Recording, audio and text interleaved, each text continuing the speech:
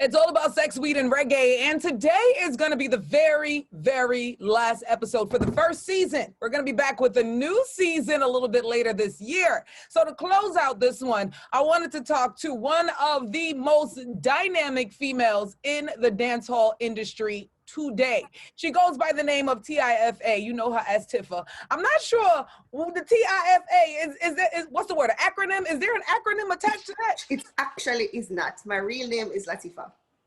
Okay. So, yeah. See, I knew that part, but you know, the TIFA, I'm just trying to figure out. No. Nah. You've been in entertainment for quite some time, but it took a little bit for your career to actually launch off. Let's first talk about the beginning of TIFA, the artist. Where did that start? How did you get the encouragement? You know, it's weird because it's funny. I had this conversation like probably 3 weeks ago. Yeah. And your name came up in the conversation. Oh, what I do? No, it's not a bad thing. It's not a bad thing. It's not a bad thing. It's not a bad thing. But if I got a history lesson, then I've always been performing. I've always been to performing arts school, performing arts academy, so on and so forth. Because my mom was just like, listen, I'm not going to make you feel like you're less than a human being because of your legs. So I'm going to enroll you in everything that you want to enroll in. You want to ride a bike? I'm going to buy a bike. You want to dance? I'm going to put you in the dancing school you want. You know what I mean? So performing was always a part of me. And I come from so much of a musical family. So that's where it really, really came from. However, it really kicked off when I got to university. Which university was it? We got to shout them out. Oh, University of the West Indies. Okay. So I went to UA, and my boyfriend at the time was just like, because I took a break from performing. I wanted to be a normal kid. I wanted to stay back after school and talk to the boys and play field hockey and do all of those wonderful things that kids do. So when I got, yeah. Wait. Where were you? I was in Jamaica and I played field hockey. You're looking at that time, but I'm not going to tell you my age, but at that time, the indoor and outdoor leading goal scorer who must put for high school. I didn't know they had field hockey in Jamaica. Yeah, we have AstroTurf, the Mona field that them keep parties on. Is the AstroTurf is actually a hockey field. Well, you learn something new every day. All right, continue. So he was just like, yo, you know, you have this beautiful, at the time I was singing. Mm-hmm. So it's like, you have this beautiful voice or whatever, and like, you don't do anything with it. And he had like this like a makeshift studio up at his house. And from that day forward, like I caught a bug. Like I recorded, and we catch a bug. And then after that, later on down, before I left university, my cousin was just like, you really like this performing thing, right? Yeah. And I'm like, yeah. I was like, I'm gonna suku. Yes. And then I was like, okay. He must say, you sure you want to do this? Because I really like the music business. The music business can nasty. I'm like, yes, this is what I want to do. Mm-hmm. He took me to the gas station on Mullines Road to meet Suku in the gas station. I never forget. And Suki was just like, with him regular jovial, but bitchy self when him ready. He was just like, so what you can do? And I'm like, well, sing my dance, I'm gonna do my own harmonies. Yeah. And he was just like, all right. And then I did a formal like audition for 121. Can remember them I come from Jammy's days, you know, they must say and then from that the rest is history. But how your name came up is because something was floating around the internet and I was just like, yo, big man thing, Nikki Z responsible for the majority of the people that broke when I broke. And I was breaking it down to them. Me, the Timberly, the Statius, the Chino, Natalie the Conscience, the Laden, the everybody. And I was just like, she's responsible. Like, if it wasn't for her blasting us every single morning, like the kids, like you are responsible for molding and shaping a lot of us careers. Girl, you're gonna make me cry. Don't do that. Please don't make me. No, I did. I said it to them. It's funny, like we're doing this interview now, and I said it to them like, yo, irrespective, I don't give a shit what nobody want to say. That's why if you call me and if I can, I will always for you, because you are one of those integral people at the beginning of our careers that brought us to the fore. Nobody was playing us. I gotta see, you really are gonna make me cry. Like, I'm trying not to be emotional. Yeah, but even the other day though, I was saying to somebody, I was being tagged in somebody's gossip and drama, and they kept on tagging me going that I'm responsible for this other person's career. And what I like to tell people is I don't ever want to take responsibility, because you know how sound men get, I mean boss this artist and I mean boss, because at the end of the day, what it is there is genuine talent there, And I just wish more DJs would pay attention to the talent and less to who's paying them or who got a bunch of hypeness behind them. Because a lot of times the real genuine talent that is out there don't have a lot of hype behind them, because real creative people don't really like people. So, exactly.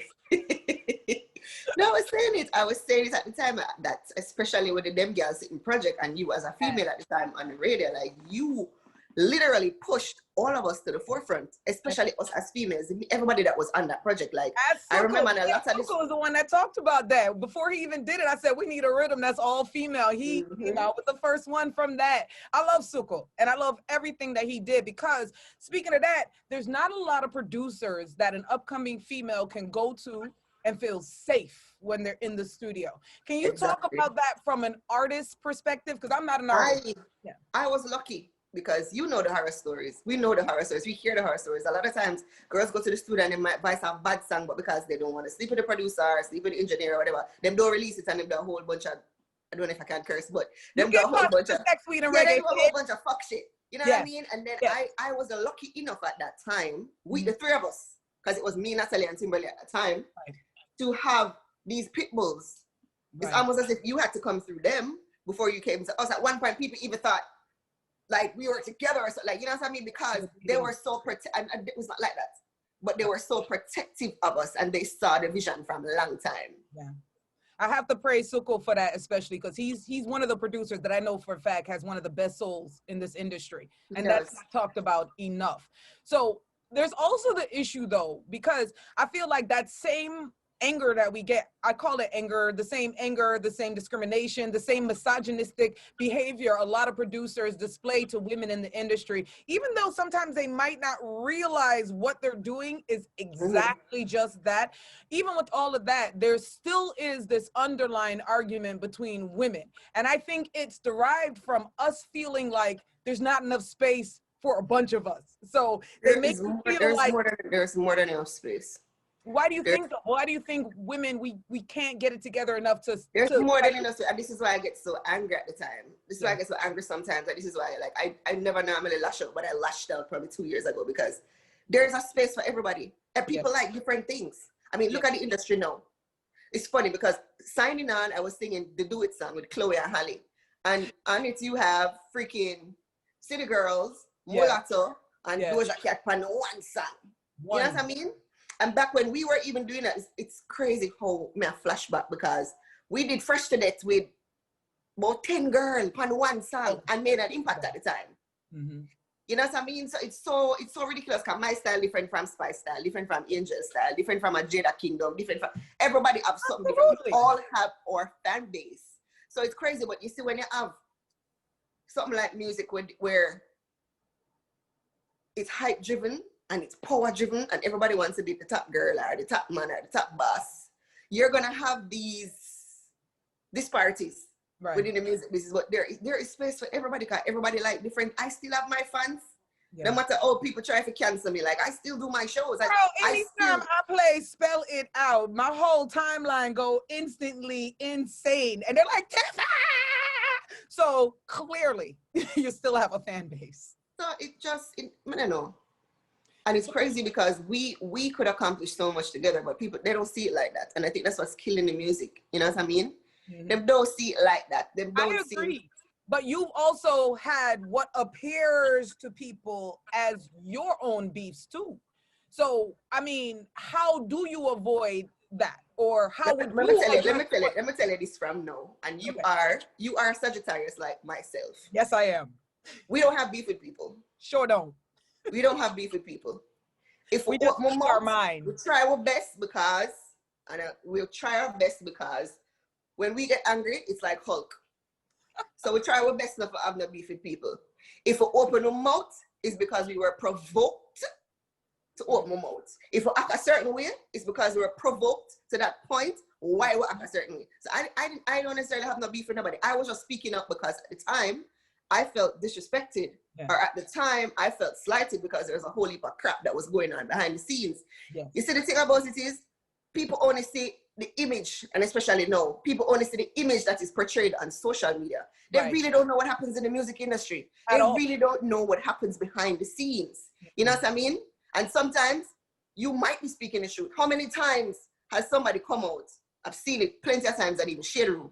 Yeah. Somebody come out and say, say the dog bite the cat. And I said, no, not gussa. Yep. The dog didn't have no teeth. And then like a year later, the allegations then proven. And then they're like, oh, we owe so-and-so an apology. Exactly. We owe so-and-so an apology. They don't really know what happens behind the scenes. You know what I mean? So it's just that sometimes you vent, the people in the industry get it, some get it, some don't. Hear what they want to hear. Exactly, but the general public don't really know what's going on. But yeah, it's the same thing where with something as extreme as when you hear people talking about what some of these pastors did, and then you still got people in the church talking about he's a God-fearing man. This he's a good man. Exactly. Entice him, and she is the real culprit. You know what I mean? So it's no different. I don't come for people. I like my peace. I don't come for people. Say what my mouth is because I was attacked. That's a Sagittarius way of life. Anybody who know me know I'm the same exact way. So do not trouble me if you don't want me trouble your back. So that's all. But you also have spoke about some weird situations that even happened during your career. At least I think you did. It could have been a rumor, but they were talking about like you feel that there was somebody trying and attempting to do like even as far as obia, like throwing something in your yard. What the hell is that? A dead dog? Like, explain this. Listen to my mixtape. That's all I have. Listen to the mixtape from, I think it's, oh my God, it's 5 years old already. Listen to the Stay Away mixtape and you will hear some of what I've gone through. That's all I'm gonna say. People really do obia, big 2020. Like, is this still, because we hear people joke about it, but is this You know what's crazy? We live in a world where there's good and evil, Nikki. Yeah. And we just have to acknowledge that. There's good and evil. You believe in a way, you believe in a some. If you're in a church, you believe in a church and you believe in a God and nobody can be. But at the same time, you just have to know that there's good and evil in this world. And there are people that believe in some other forms. Some people believe in other things. You believe in other things. You know what I mean? Yeah. Let's go back to, I don't even like calling it a disability because a disability means you can't do something. And there's nothing I have ever seen you not be able to do. But you were born with a difference from other people as far as the way your legs were set. So when you came into the industry, can you touch on how was it for you? Did you want to be seen as all the other women, or did you want people to embrace TIFA exactly how TIFA is with her differences? I just wanted people to, cause I don't see myself as different. Everybody has something, whether your foot stink or you have a bad breath or something, everybody has something. So I just wanted people to listen to the words that were coming out of my mouth. You know what I mean? And I just it was funny because I made up my mind that if I'm going to do it, I'm going to do it on my terms. I'm not going to do it the way me want to do it. And I was just like, yo, I'm sure that there's some people out there that just want to be entertained and know, the foolishness and the bag of hype. And some people never like it at first. Some people was like, yo, you need to write for people. You need to dress this way. Yeah, I know in some of the early videos, you didn't do a lot of leg shots. It was like a lot of upper body. So I didn't purposely do it. I didn't purposely do it though. Oh, you did? I didn't purposely. And I didn't even notice it. It was afterwards and people were pointing this out to me. So I guess the director at the time or the editor was doing it. I wasn't purposely doing it. Yeah, but I thought that was something you were doing. Because then that was the thing. People who didn't know when they saw you on stage, it was like, wait, what? You know, it was like, but in a sense, because I love battery rider shots. So you must see the scar on my foot, I must see how I walk out, whatever. It wasn't like a blatant attempt to say, okay, I'm going to hide my legs, because I really didn't care. Yeah. If it's up to me not care, me no business. You know what I mean? I just wanted people to hear the words that were coming out of my mouth. Yeah, I could see that, and they were very good words. I mean, so many good words that, as far as a female goes, you got more endorsement deals than any other female that I know of that time. Like you had at one point a massive amount of endorsements. You know, still, and even a major team. I gotta say that even still. Yeah. And even still, no, I mean, I guess. I realized that because I was different and because at the time when we were breaking Nikki, it was a whole game shift. Yeah. Before, Money Man used to keep showing the something them. Yeah. And at that time, good days. Everybody, this is when I gone to prison, that I wanted this is when I run away, this is when I fly away. And at the time, it was just like, okay, if sponsors not involved, it's like you can't keep the show. Yeah. And I recognized that from an earlier age and decided, okay, I'm gonna pimp the game. A lot of people never recognize this, but those Gimme 5 ads, those first digital ads that went up, I was not signed to digital, I was paid as a model. Nice. They paid me as a model. So that means a one-time check. For those who don't understand, that means instead of getting that whole year contract, it's a one-time shot. They just paid me to use my image. But then I was just like, because a lot of other people was just like, nah, do it because they have money and this and that. And I was just like, you know what? I can't pay for those ads. Remember, just a start. I can't pay for those billboards. No. You know what I mean? And there are billboards in 14 parishes. Like I mean, both of the national airports. I can't pay for that. You know what I mean? I can't pay for those radio spots and those things that as an upcoming artist or just a pump, really just, but you know what I mean? And I was just like, let me use this to my advantage because the little girl that live in Portland that probably heard of TIFA that never know what TIFA look like, know what she look like, no. Or that little boy in Portland or set there that never knew TIFA at all, is like, who's this girl on this billboard? Yeah. You know what I mean? So I used it to my advantage. Yeah. Girl, you was smart. That was smart. And that's what I'm saying, because I have to keep emphasizing without a team. Because it's not easy to do it that way. It's not. And people need to understand that. So that right there, congratulations to you. That's a big deal business. But I also want to know, because this is now years later, industry changing, things are going more towards social media hype. So if you're not one of those people that know how to put on this social media persona and selfies all day, you know, sometimes you get shifted to the side, and especially in this industry. I noticed 2020 though, with 2020, it's been shifting kind of back, but with the way it shifted before, what was the most difficult parts for you maintaining in this industry, liking this industry, still be? From then till now, from when there was a breakdown, I just wanted the music to come back into the music. Yeah. You know what I mean? Yeah. I just wanted the music to come back into the music, and I'm all for fairness.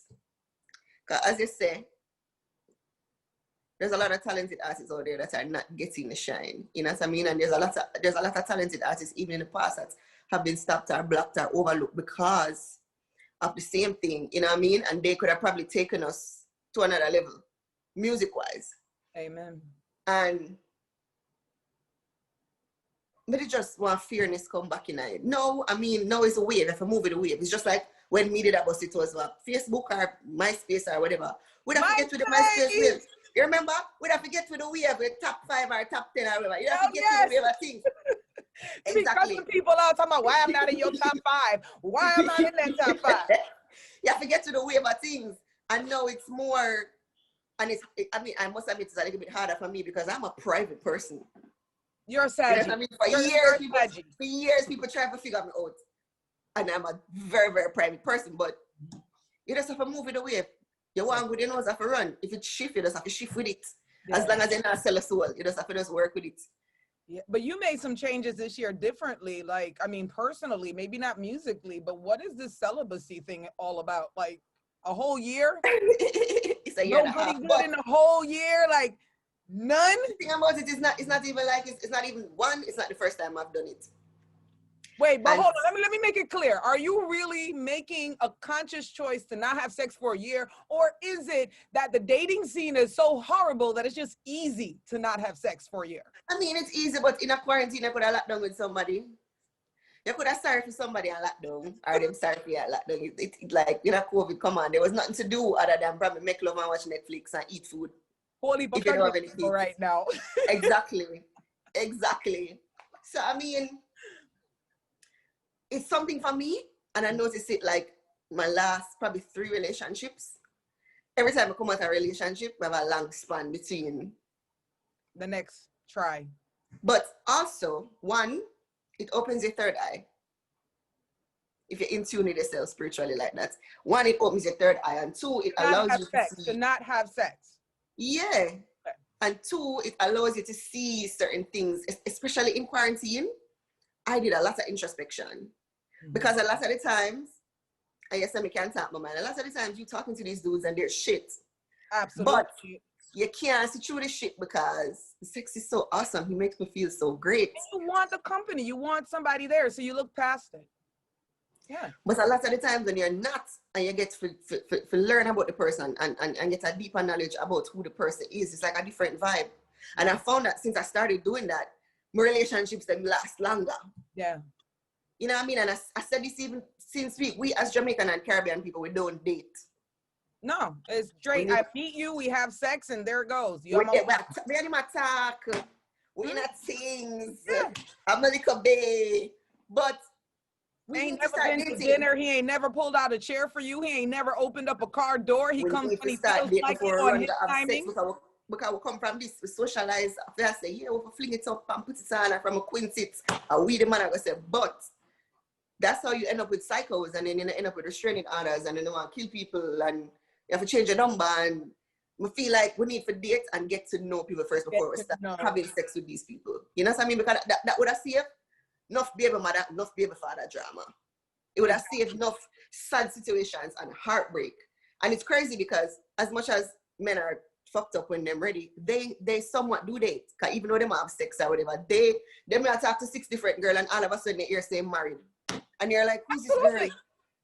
You're like, who's this girl? Where does this girl come from? I think we should start having conversations as women, not just to say, hold out, don't instantly have sex with the man. I think the bigger picture is we need to learn how to be okay with being alone, because we're constantly shoved with the fact that you're supposed to have a boyfriend, like you're supposed to be booed up. And you're supposed to be married by this age, you're supposed to have kids, and you're supposed to do this, and you're supposed to... Yeah, and if you don't have one, you're defective. You know what I mean? Like something, why you not have nobody? What's wrong with you? That's literally instantly the attitude.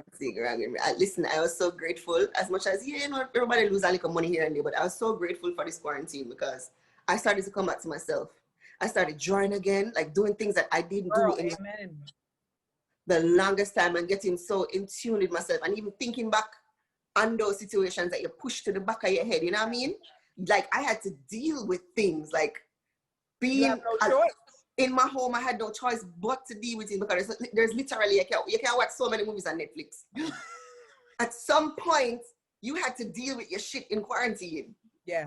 You know what I mean? That's why a lot of people are getting depressed right now, because they are dealing with their shit, but they're not dealing with their shit with anybody else. So they don't have anybody to have conversations with, so that they understand that what you're going through, you are not alone. Like to a lot of women out there, I would love for a lot of you to understand that if you are a woman who doesn't want a relationship, but you want to have sex, it's okay. That's okay also. There's nothing wrong with you. If you are a woman who does want your goal, married, wife with children, that's okay too. That's fine, but different strokes for different folks. Right, just don't pick up the first man what wants to marry you, you know, learn to love you first. And that's the start. I agree. I always say, not everybody are gonna get the picket fence, and that's okay. The big white house and the picket fence and the Fabio. I don't want it.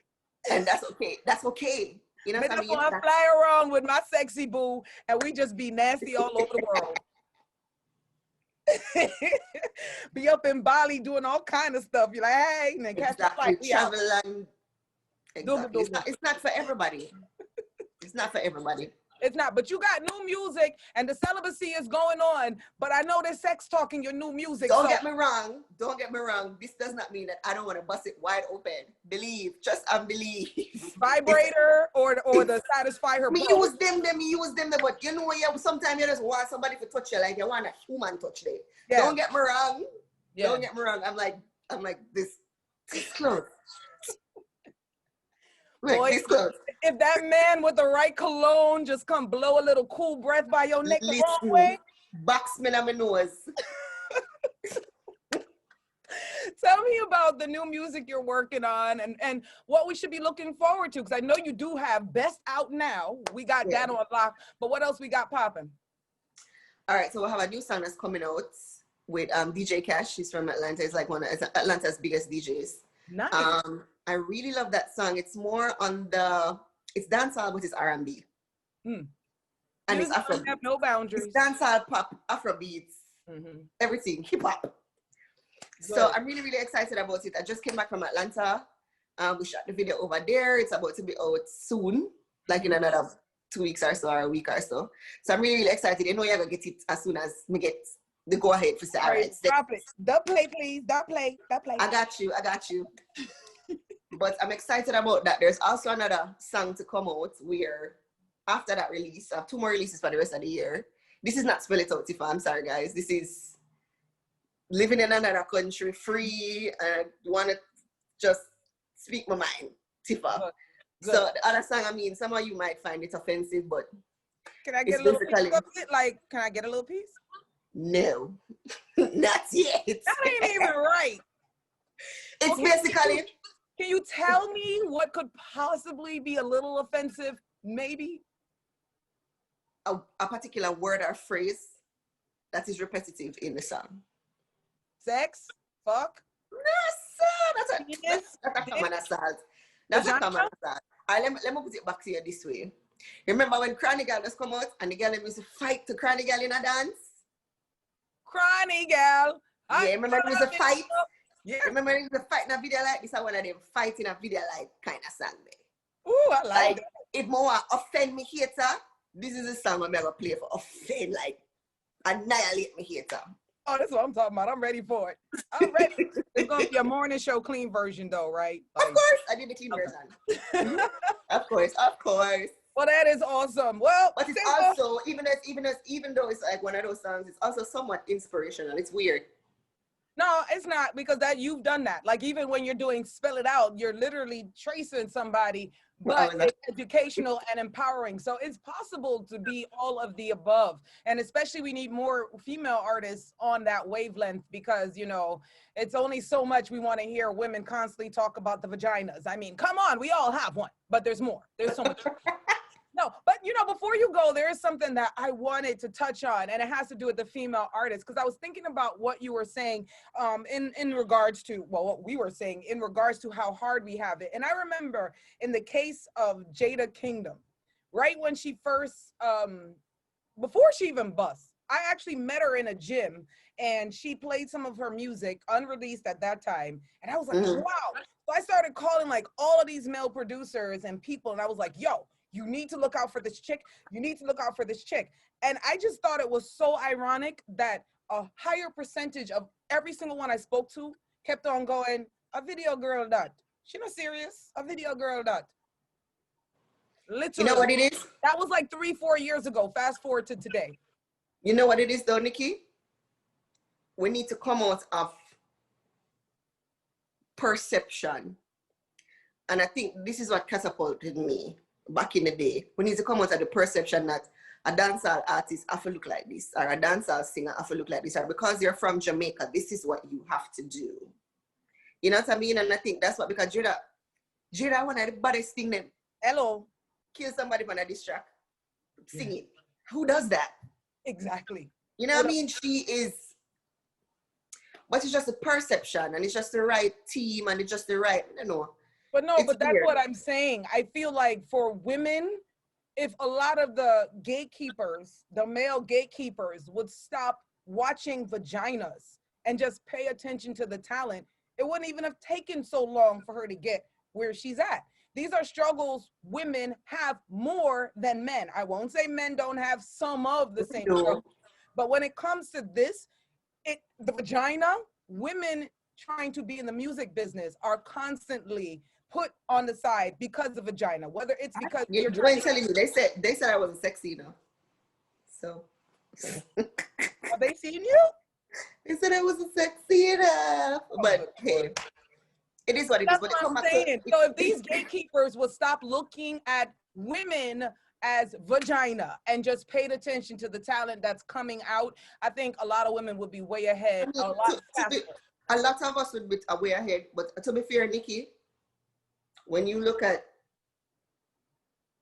Alila IK, yeah.